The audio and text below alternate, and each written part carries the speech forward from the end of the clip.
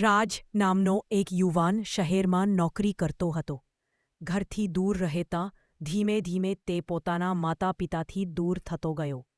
બાળપણમાં જે રાજ રોજ સાંજે મમ્મી સાથે વાત કર્યા વગર સૂતો નહોતો, એ હવે ફોન પણ મુશ્કેલથી કરતો. સમય નથી મળતો એ કહીને પોતાને જ સંતોષ આપતો. એક દિવસ ઓફિસમાં રાજના એક મિત્રના પપ્પાનું અવસાન થયું. આખું ઓફિસ વાતાવરણ શાંત થઈ ગયું. રાજ પહેલીવાર વિચારી ગયો, જો મારા મમ્મી કે પપ્પા સાથે એવું કંઈ થયું તો. એ વિચારથી જ એનું હૃદય ધ્રુજી ઉઠ્યું.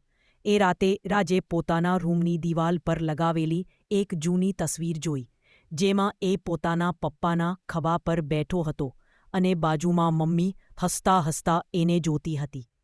એ તસવીર જોઈને એની આંખોમાં આંસુ આવી ગયા.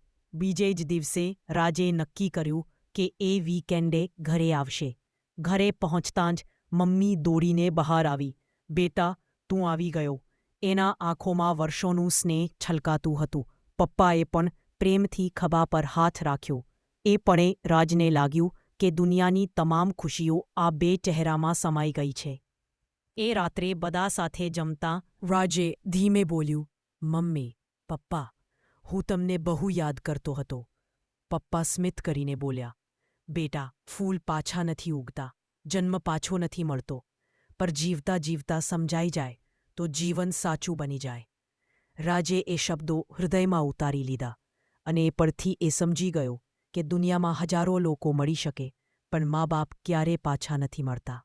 દુનિયામાં હજારો લોકો મળી શકે, પણ ભૂલથી પણ જે ભૂલ ન થાય એવા માતા પિતા ફરી નથી મળતા.